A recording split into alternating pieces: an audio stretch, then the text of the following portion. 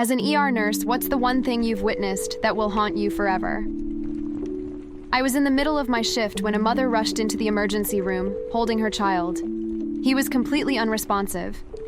As I hooked him up to an IV drip, my heart sank. He was incredibly thin, severely underweight. I made the mistake of asking his mom about his weight, and her whole demeanor changed. She insisted he had undiagnosed Silver-Russell syndrome, a condition that could explain his low weight. I wanted to believe her, but I explained we needed him to eat before we could get reliable test results. She looked angry, but I dismissed it as maternal panic. The next morning, when he woke up, I saw something truly bizarre. I told him he was in the hospital, and instead of looking confused or upset, he flashed the widest smile I'd ever seen, so wide his thin face almost seemed to crack. That evening, I found him in the bathroom, having been sick for almost an hour. What struck me was that his index and middle fingers were covered in vomit and saliva. This wasn't my first time seeing something like that. I immediately reported his mother to Child Protective Services.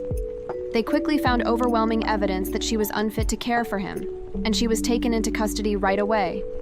I was worried about the child, but when I spoke to him, he simply asked, "Does this mean I can eat now?"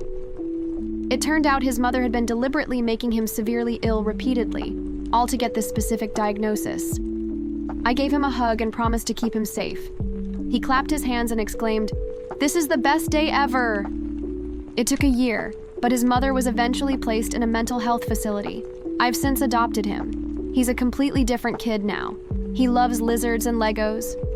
You'd never know he was once so close to losing his life.